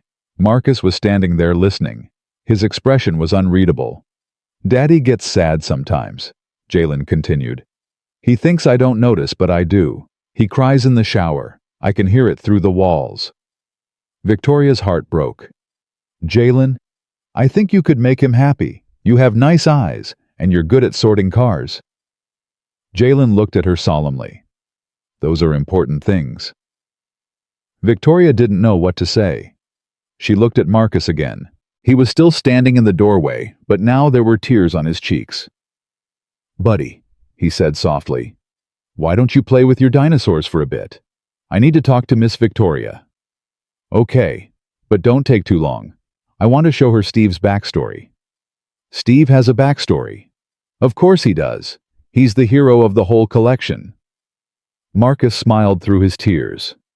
5 minutes, buddy. Victoria followed Marcus back to the living room. He sat on the couch, and after a moment she sat beside him. Neither of them spoke for a long time. Finally, Marcus broke the silence. I'm sorry about what he said. He doesn't have filters. He just says whatever he's thinking. Don't apologize. He's remarkable. He is. Marcus wiped his eyes. He sees things other people miss. His therapist says it's common with autism. They notice patterns, emotions, things neurotypical people overlook. Is it true what he said about you crying in the shower? Marcus was quiet. Sometimes, he admitted. When it gets too heavy. When I miss Denise so much I can't breathe. When I'm terrified that I'm not doing enough for him. He laughed bitterly. I thought I was hiding it. He loves you. Of course he noticed. He shouldn't have to worry about me. He's 7 years old. He should be thinking about dinosaurs and cartoons, not whether his father is okay. Victoria reached out and took his hand. You're allowed to not be okay, Marcus. You're allowed to grieve. You're allowed to struggle. That doesn't make you a bad father. It makes you human. Marcus looked at her. You sound like Denise. She used to say things like that. Then she was a smart woman. She was. The smartest person I ever met. He paused. Until I met you. Victoria felt heat rise to her cheeks. I'm not smart. I spent 34 years building walls and pushing people away. I almost destroyed your life to protect my reputation. That's not intelligence. That's cowardice. But you didn't. When it mattered, you made the right choice. I should have made it sooner. The point is, you made it at all. Marcus squeezed her hand. Most people never do. They sat in silence, their fingers intertwined. Through the thin walls they could hear Jalen making dinosaur sounds, roars and stomps, and dramatic death cries. Victoria smiled. I should probably go, she said reluctantly. Let you two have your evening. Stay for dinner. Victoria blinked. What? Stay. I make a mean spaghetti. Jalen's going to talk about dinosaurs for at least another hour anyway. You might as well eat while you listen. Marcus, I don't want to impose. You're not imposing. I'm inviting. He paused. Please, stay. Victoria looked at this man who had every reason to hate her, who she'd tested and humiliated and nearly destroyed, who had watched his life explode because of a photo of her standing outside his apartment, and he was asking her to stay for dinner. Okay, she said. I'll stay. Dinner was chaos. Jalen insisted on sitting next to Victoria, which meant Marcus had to squeeze onto the other side of the small kitchen table. The spaghetti was good, better than good, but Jalen talked so much that Victoria barely had time to eat. He told her about school, about his therapy sessions, about the boy in his class named Tyler, who was mean sometimes, but other times was nice, about the girl named Maya, who shared her crayons with him when he forgot his. He told her about his mom. "Mommy used to make spaghetti too," Jalen said, twirling noodles around his fork. "But she put different sauce on it. Daddy's sauce is red. Mommy's sauce was white." Victoria glanced at Marcus. His jaw was tight, but he nodded at Jalen to continue. "I miss Mommy sometimes," Jalen said matter-of-factly. "But Daddy says she's watching us from heaven, like a guardian angel. Do you believe in guardian angels, Miss Victoria?"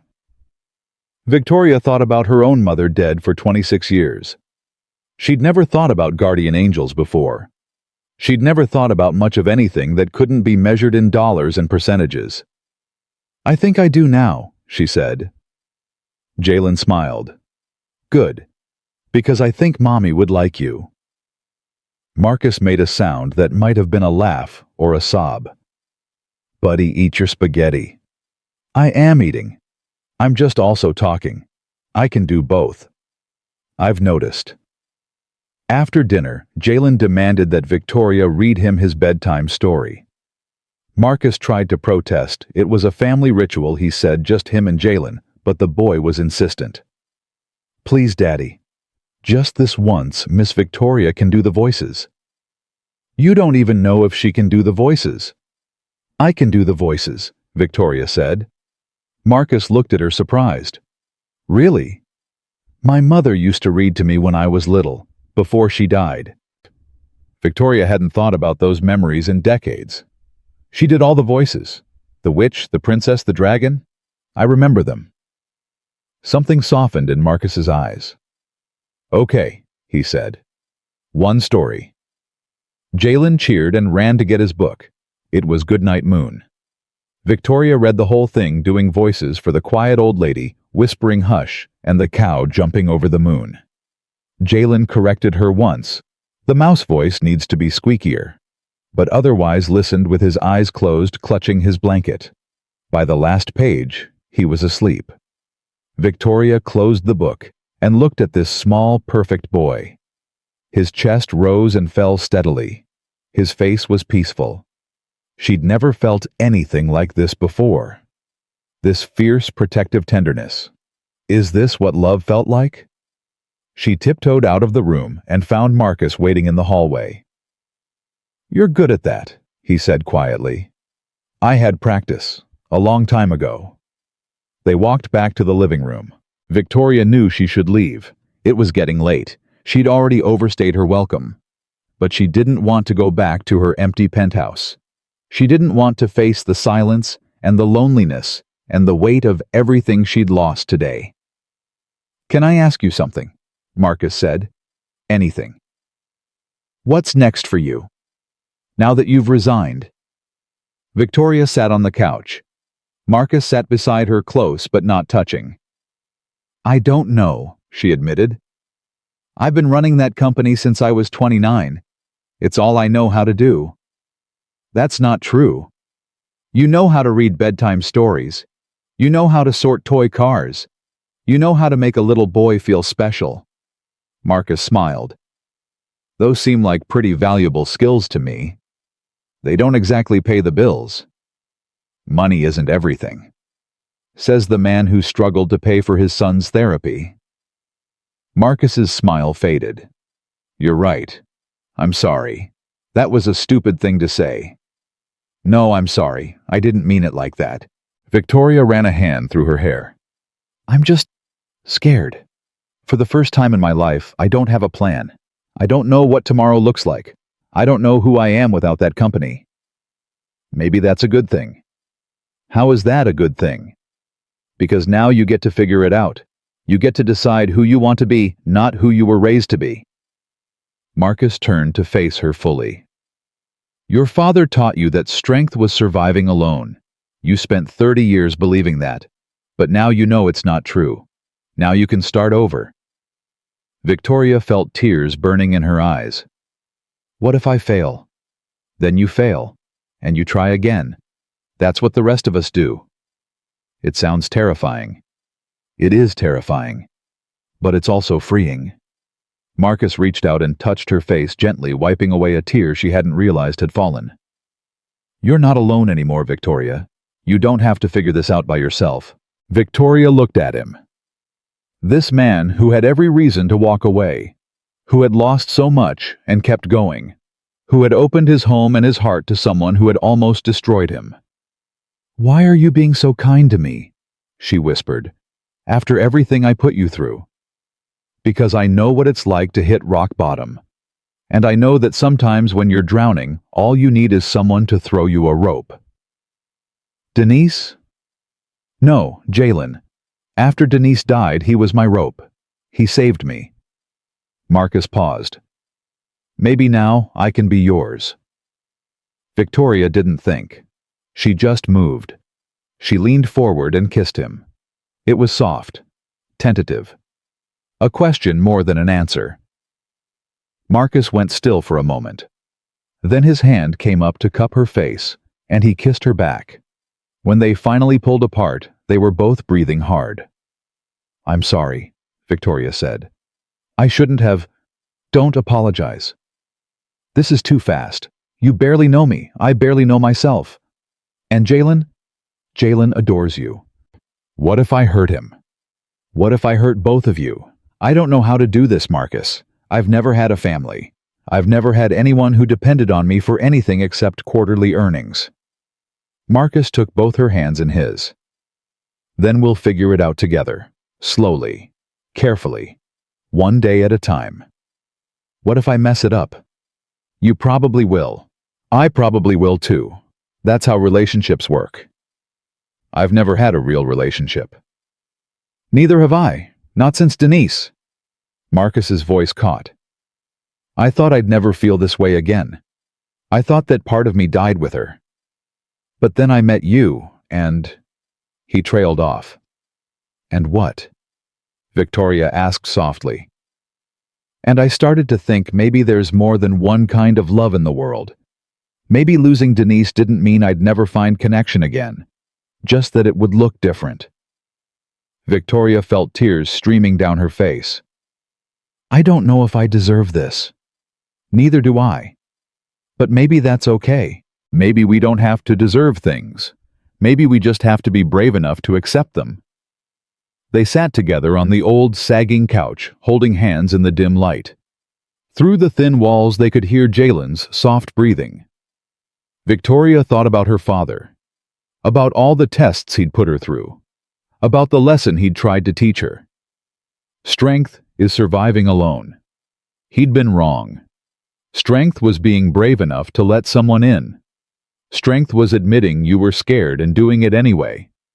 Strength was looking at a future you couldn't control and choosing to hope. I want to try, she said finally. I don't know if I'll be any good at this, but I want to try. Marcus smiled. That's all I'm asking. The next morning, Victoria woke up on Marcus's couch. She hadn't meant to fall asleep. They'd been talking for hours about everything and nothing, and at some point, exhaustion had taken over. Marcus had covered her with a blanket and let her rest. Now morning light was streaming through the thin curtains, and she could hear voices in the kitchen. Daddy, why is Miss Victoria sleeping on our couch? Because she was tired, buddy. She had a long day yesterday. Is she going to have pancakes with us? I don't know. We should let her sleep. But I want to show her Steve's morning routine. Steve has a morning routine. Of course he does. All stegosauruses have morning routines. It's very important for their digestive systems. Victoria smiled and sat up. Good morning, she called out. Jalen appeared in the doorway, still in his pajamas. Miss Victoria, you're awake. Daddy's making pancakes. Do you want pancakes? They're the best pancakes. But you have to eat them before they get cold because cold pancakes are gross. I would love pancakes. Jalen grinned and ran back to the kitchen. Victoria followed him. Marcus stood at the stove, flipping pancakes with practiced ease. He looked up when she entered. Morning. Morning. I'm sorry I fell asleep on your couch. Don't be. You needed the rest. He gestured to the table. Sit. Breakfast is almost ready. Victoria sat. Jalen climbed into the chair beside her and immediately began arranging the silverware in a specific pattern. Fork on the left, knife on the right, spoon next to the knife, napkin folded in a triangle. That's very precise. Mommy taught me. She said table settings matter because they show respect for the meal. Jalen paused. Do you know about table settings, Miss Victoria? I do. My mother taught me too. Is your mommy in heaven? Victoria felt her throat tighten. Yes, she's been there for a long time. Jalen nodded solemnly. Then maybe she's friends with my mommy. They can watch us together. Victoria didn't trust herself to speak. She just nodded. Marcus brought over the pancakes and sat down across from them. The three of them ate in comfortable silence, Jalen arranging his food precisely, Marcus watching his son with quiet pride, Victoria feeling like she'd somehow stumbled into someone else's life. Someone better's life. After breakfast, Marcus walked Victoria to the door. Thank you, she said, for everything. Thank you for staying. I should probably go back to my apartment. Figure out what comes next. Marcus nodded. What do you think you'll do? Victoria thought about it. My father left me money, a lot of it, more than I could ever spend. She paused. I always thought I'd use it to build something else. Another company. Another empire. And now I'm thinking about using it differently. She looked back at the small apartment at Jalen visible through the window, arranging his toy cars on the coffee table. There are a lot of families like yours out there. Single parents struggling to afford therapy for their kids. People who work double shifts just to keep the lights on. People who have no one to throw them a rope. Marcus was quiet, waiting. What if I built something that helped them? A foundation. Support for single parents with special needs children. Housing assistance. Therapy coverage, job placement. Victoria met his eyes.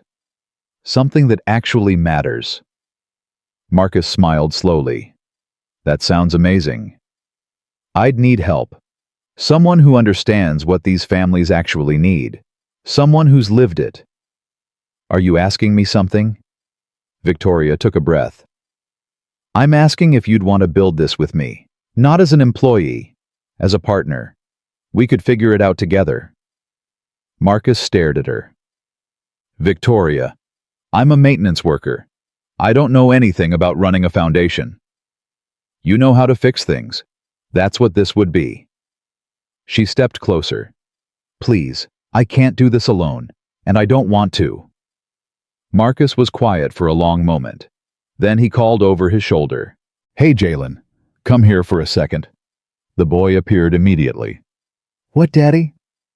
Miss Victoria just asked if we want to help her build something important. Something that would help other kids like you. What do you think? Jalen looked at Victoria. Would I get to help too? Absolutely, Victoria said. I'm going to need someone to be in charge of dinosaur facts. It's a very important position. Jalen's face lit up. Then yes, we should definitely do it. Marcus laughed. I guess that's settled then. Victoria felt something warm spread through her chest. Hope. Joy.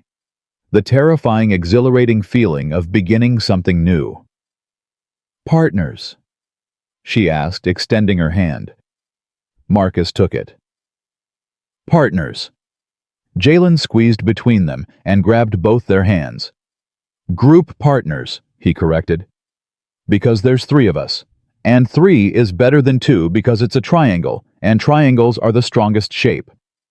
Victoria laughed. I can't argue with that logic. They stood there in the doorway of the tiny apartment, 3 unlikely people holding hands. A billionaire who had given up everything. A single father who had lost everything. And a 7-year-old boy who saw things nobody else could see. The sun was rising over Chicago, painting the sky in shades of gold.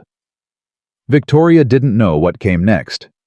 She didn't have a 5-year plan, or a quarterly projection, or a board of directors telling her what to do.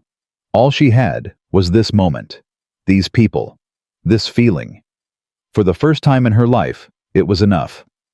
6 months changed everything. Victoria stood in the lobby of the Sterling Foundation for Family Support, watching the last construction workers pack up their equipment. The building had taken 4 months to renovate an old warehouse in Pilsen that Victoria had bought with her own money, transforming it into something that mattered. The walls were painted in soft blues and greens. The furniture was comfortable, not corporate. There were play areas for children, quiet rooms for parents who needed a moment to breathe, counseling offices with doors that actually closed, and everywhere, there were dinosaurs. Jalen had insisted. If it's going to help kids like me, he'd said, it needs dinosaurs. Dinosaurs make everything less scary. So Victoria had commissioned murals. Stegosauruses and T-Rexes and Triceratops covered the walls, painted in bright colors that made children smile when they walked through the door. It was the most beautiful thing she'd ever built. It's ready. Victoria turned. Marcus stood behind her holding 2 cups of coffee. He'd been working as hard as she had these past 6 months, harder maybe. He'd quit his job at Sterling Hotels the same week Victoria resigned. They'd spent every day since then building this together. Partners. Just like they'd promised. I can't believe we actually did it, Victoria said, taking the coffee. I can. Marcus smiled. You're the most stubborn person I've ever met. When you decide to do something, it happens. I learned from the best. Your father. No, you. Victoria looked at him. You taught me what stubbornness really looks like. 3 years of raising Jalen alone, working double shifts, never giving up. That's stubbornness. I just wrote checks. You did more than that, and you know it. Marcus stepped closer. You built this from nothing. You convinced donors to fund it. You fought with city bureaucrats for permits. You hired a staff of people who actually care about families like mine. He shook his head. Don't sell yourself short, Victoria. This is yours. It's ours. Marcus smiled. Yeah, it's ours. The doors opened behind them and Jalen came running in. Daddy, Miss Victoria, it's starting. The people are coming. Victoria looked outside. A line had formed at the entrance, families waiting to register for the foundation's services. Single mothers holding toddlers, fathers with teenagers who wouldn't meet anyone's eyes, grandparents raising grandchildren because there was no one else, people who needed help, people who deserved a rope. Victoria felt tears prick her eyes. Are you ready? Marcus asked. No. Me neither. He took her hand. Let's do it anyway. They walked to the doors together and opened them. The first family to enter was a young woman named Keisha and her 5-year-old son, Marcus Jr. MJ for short. The boy had autism like Jalen. He was clutching a stuffed elephant and wouldn't look at anyone. Keisha was exhausted. Victoria could see it in her eyes, the same exhaustion Marcus had carried when she first met him. Welcome to the Sterling Foundation, Victoria said. I'm Victoria. This is Marcus, and this is our dinosaur expert, Jalen. Jalen stepped forward proudly. Hi, I like your elephant. What's his name? MJ didn't answer. He pressed closer to his mother's leg. It's okay if you don't want to talk, Jalen said matter-of-factly. I didn't like talking to new people when I was 5 either. But the dinosaurs here are really cool. Do you want to see them? MJ looked up at his mother. Keisha nodded encouragingly. Slowly, MJ stepped away from her and followed Jalen toward the dinosaur mural. Victoria watched them go. That's the first time he's gone anywhere without me in months, Keisha said, her voice shaking. How did your son know what to do? He's been there, Marcus said simply. He understands. Keisha's eyes filled with tears. I've been on waiting lists for therapy for 8 months. I've called every agency in the city. No one could help me. When I saw your flyer at the community center, I thought it was a scam. Things like this don't exist. Not for people like me. Victoria thought about her father, about the tests, about the lesson he'd tried to teach. People like me. Her father would have looked at Keisha and seen a liability. A statistic. Someone who didn't matter. Victoria looked at Keisha and saw herself. Someone drowning. Someone desperate. Someone who just needed a rope. "We're real," Victoria said. "And we're here to help. Whatever you need therapy for MJ, help finding affordable housing, job training, we'll figure it out together." Keisha started crying. Victoria hugged her. It was the first time she'd hugged a stranger in her entire life. The first month was chaos. They registered 200 families. They hired 10 new counselors. They partnered with 3 hospitals to provide reduced-cost therapy. They launched a housing assistance program that helped 18 families find stable homes. Victoria worked 18-hour days. So did Marcus. They took turns picking up Jalen from school, trading off who would make dinner, collapsing onto the couch together after the boy was in bed. One night, 3 weeks after the foundation opened, Victoria fell asleep at her desk. She woke up to Marcus's hand on her shoulder. "Come on, you need actual sleep." "I'm fine. There's more work to do." "There's always more work. The work will be there tomorrow." He pulled her gently to her feet. "Jalen's asking for you. He wants you to read the bedtime story tonight." "He does." He specifically requested Miss Victoria. "Apparently, I've been doing the mouse voice wrong for years, and he's finally found someone who does it right." Victoria laughed even though she was exhausted. "I can't steal your job." "Too late, you've been promoted." Marcus smiled. "Come on, the mouse awaits." Victoria read Goodnight Moon that night, doing all the voices. Jalen corrected her twice. The bunny is supposed to sound sleepier, but by the last page, he was out. She and Marcus sat in the hallway outside his room, their backs against the wall. "Thank you," Marcus said quietly. "For what? For this, all of it, the foundation, being here for Jalen, being here for me." "You don't have to thank me. I wanted this." "I know. That's why I'm thanking you." He turned to look at her. 6 months ago, I thought my life was over. I thought I'd spend the rest of my days barely surviving, working myself to death, watching my son struggle while I couldn't do anything to help. And then you walked into my life and changed everything. You changed me first. That test in your office. Let's not talk about the test. No, let me finish. Victoria took his hand. That test was the worst thing I've ever done. But it was also the best thing, because it brought me to you, and you showed me that everything I believed was wrong. Marcus was quiet. I spent 34 years building walls, Victoria continued. My father taught me that strength was being alone, that love was weakness, that the only person I could rely on was myself. And then I met you, and you had nothing, no money, no power, no safety net, and you were the strongest person I'd ever seen. Because you had something I didn't. What? Something worth fighting for. Marcus squeezed her hand. You have that now too. Victoria nodded, her eyes wet. I know. I finally know. The weeks turned into months. Victoria and Marcus's relationship deepened slowly, carefully, the way Marcus had promised. They didn't rush anything. They had dinner together every night. They took turns with Jalen's bedtime routine. They talked for hours after the boy was asleep, sharing things they'd never told anyone else. Marcus told her about Denise, how they'd met, how they'd fallen in love, how she'd died. He showed Victoria photos. He cried, and Victoria held him. Victoria told Marcus about her father, the tests, the cruelty, the loneliness. She told him about her mother, dead so long that Victoria could barely remember her face. She cried too, and Marcus held her. They learned each other. Slowly. Carefully.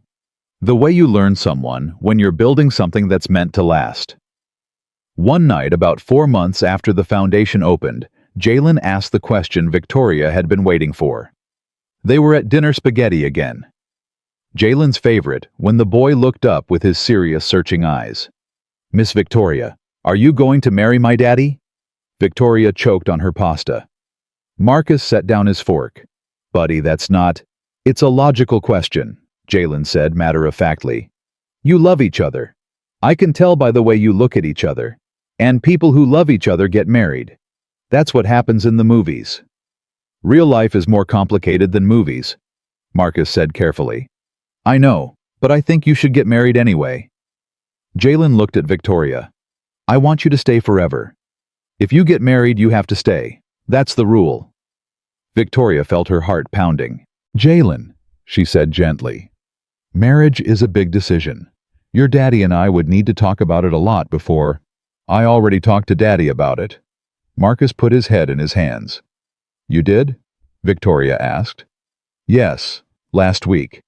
I told him he should marry you because you make him smile, and you're good at reading stories, and you don't get mad when I have meltdowns.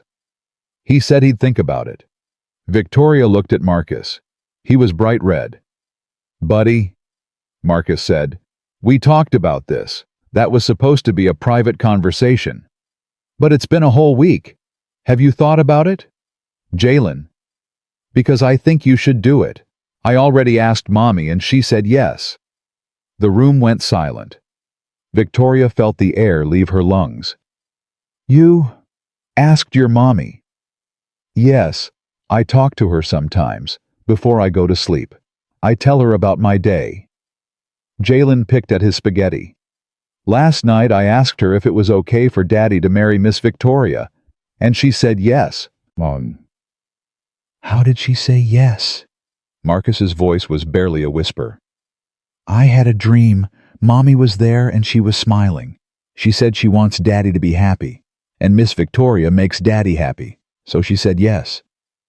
Jalen looked at his father. It's okay, Daddy. Mommy wants us to be a family. Marcus was crying. Silent tears streaming down his face. Victoria reached across the table and took his hand. Jalen watched them with his wise, ancient eyes. So can we be a family now? He asked. I really want to be a family. Victoria looked at Marcus. He looked at her. Neither of them could speak, but they didn't need to.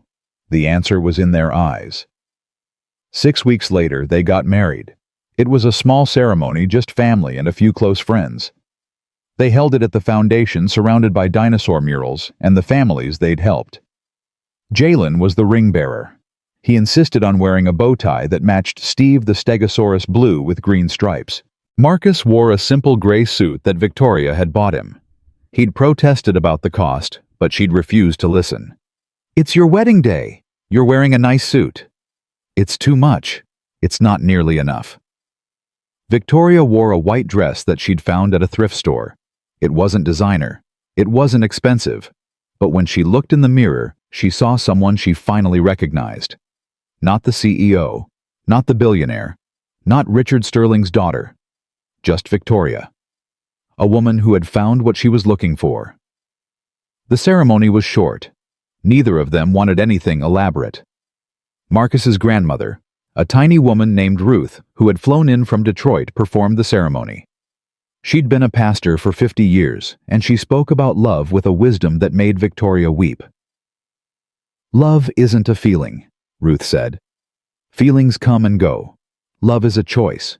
You choose to stay when staying is hard. You choose to fight when fighting is exhausting. You choose to hope when hope feels impossible. She looked at Marcus and Victoria. You two have already made that choice. You made it before you ever stood at this altar. Today you're just making it official. When it was time for the vows, Marcus went first. Victoria, he said, his voice shaking. I've spent a lot of time thinking about what to say today. I wrote speeches. I practiced in front of the mirror. But none of it felt right. So I'm just going to tell you the truth. He took both her hands. I thought I'd never love again. After Denise died, I closed that part of my heart. I told myself it was enough to be Jalen's father. That was my purpose. That was my whole world. And then you walked into my life and you made me realize that the heart doesn't work like that. It doesn't have a limit. It just keeps growing. Tears streamed down Victoria's face. You taught me that strength isn't about carrying everything alone. It's about letting someone help you carry it. You taught me that taking a chance isn't weakness. It's the bravest thing anyone can do." He paused. "You gave my son a mother. You gave me a partner. You gave both of us a home." He lifted her hands to his lips and kissed them. "I promise to spend the rest of my life trying to be worthy of you. I love you, Victoria. Today, tomorrow, and every day after." Victoria was crying too hard to speak. Ruth smiled gently. "Take your time, honey." Victoria took a shaking breath. "Marcus," she finally said, "I was broken when I met you. I didn't know it. I thought I was strong. I thought I had everything figured out. But I was just surviving. I wasn't living." She looked at Jalen standing next to his father, clutching the rings. "Your son looked at me and saw something good, something I didn't even know was there. He saw through all my walls and found a person underneath. And you," she looked back at Marcus, "you showed me what that person could become." She squeezed his hands. "I'm not promising to be perfect. I'm going to make mistakes. I'm going to get scared. I'm going to want to build walls again when things get hard. But I promise that every time I feel like running, I'll choose to stay. I'll choose you. I'll choose Jalen. I'll choose this family." Her voice broke. "I love you, Marcus Johnson. You're the best thing that ever happened to me." Ruth wiped her own eyes. "By the power vested in me by the state of Illinois, and by God above, I now pronounce you husband and wife. Marcus, you may kiss your bride." Marcus pulled Victoria into his arms and kissed her. The small crowd erupted in cheers, but the loudest cheer came from Jalen. "We're a family now," he shouted, running forward to squeeze between them. "We're officially a family." Marcus lifted him up, so all three of them were hugging together. "Yeah, buddy," Marcus said, his voice thick with tears. "We're officially a family." 1 year later, Victoria stood at a podium in front of 200 people. The Sterling Foundation's anniversary gala was bigger than she'd expected. Donors, supporters, families, they'd helped all gathered to celebrate what they'd built. Marcus sat in the front row with Jalen, who was wearing another dinosaur bow tie. The boy was 8 now, growing taller every day. He still arranged his toys by color. He still talked about dinosaurs, constantly. But he was thriving in school, in therapy, and life. Victoria looked at the faces watching her. She thought about the woman she'd been a year ago, the CEO in the glass tower, the woman who tested people to see if they were worthy. She didn't recognize that person anymore. 1 year ago, Victoria began, I walked away from everything I thought mattered. My company, my power, my identity. I thought I was losing myself. I didn't realize I was finally finding myself. She looked at Marcus. I met a man who taught me what strength really looks like. Not tests and power games, not wealth and influence, just love. Pure, stubborn, unconditional love. She looked at Jalen.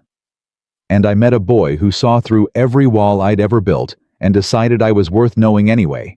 He taught me that the best things in life can't be measured or controlled. They just have to be felt. She turned back to the crowd. This foundation exists because of them. Because Marcus showed me that single parents need support, not judgment. Because Jalen showed me that children with differences aren't broken, they're just seeing the world in ways we're too blind to understand. She paused. We've helped 400 families this year. We've provided therapy for 200 children. We've placed 60 parents in stable jobs. We've housed 30 families who are on the verge of homelessness. She smiled. Those are good numbers. I used to care a lot about numbers. But you know what I care about more? She stepped away from the podium and walked toward the front row. I care about MJ, who's now in a mainstream classroom and made 3 friends this semester. I care about Keisha, his mother, who just got promoted at her job and cried when she told me because she never thought she'd have a career. I care about the Rodriguez family who almost lost custody of their children because they couldn't afford a lawyer until our legal aid program stepped in. She stopped in front of Marcus and Jalen. And I care about these 2. The family I never knew I needed. The home I never thought I'd find. Jalen grinned up at her. I care about bedtime stories and dinosaur facts and pancakes on Sunday mornings. I care about the sound of my husband's laugh and the way my son sees the world. I care about the life we've built together, not because it's perfect, but because it's real. She turned back to the crowd. My father used to say that strength was surviving alone. He was wrong. Strength is letting yourself be loved. Strength is admitting you need help. Strength is looking at someone who has nothing and recognizing that they have everything that matters. She took Marcus's hand and pulled him to his feet. Jalen jumped up beside them. This is my family, Victoria said. A maintenance worker, a second grader, and a former billionaire who finally figured out what money is actually for. She looked at the crowd. Thank you for believing in us. Thank you for supporting what we're building. And if you're out there tonight struggling, if you're drowning and you can't see the surface, know that someone is ready to throw you a rope. You just have to be brave enough to grab it. The room erupted in applause. That night after the gala, Victoria and Marcus sat on the rooftop garden of the foundation building. It was Victoria's favorite place, a green space she'd built on top of the warehouse with benches and flowers and a view of the Chicago skyline. She came here when she needed to think, when she needed to breathe. Jalen was asleep in Marcus's lap, exhausted from the excitement of the evening. You did good tonight, Marcus said quietly. We did good, all of us. Marcus smiled. He stroked Jalen's hair with one hand and reached for Victoria's hand with the other. Do you ever miss it? He asked. The company, the power. Victoria thought about it. No, I thought I would. For the first few months, I kept waiting for the regret to hit. But it never came. She looked at the sleeping boy, at the man beside her. I spent 34 years building something I didn't want. Now I'm building something that matters. There's no comparison. Marcus squeezed her hand. Denise would have liked you. Victoria felt tears prick her eyes. You think so? I know so. She always said I needed someone who would challenge me, someone who wouldn't let me get too comfortable. He laughed softly. You definitely don't let me get comfortable. Someone has to keep you on your toes. You do that every day.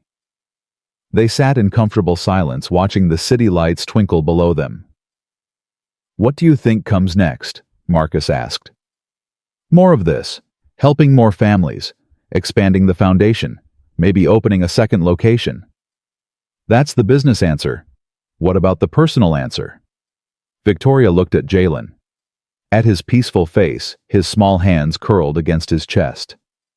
I want to adopt him, she said quietly. Officially, legally. I want to be his mother in every way that matters. Marcus went very still. You mean that? I've never meant anything more. He's already my son in my heart. I just want to make it real. Marcus's eyes filled with tears. He'd love that. He's been asking me for months when you're going to become his official mom.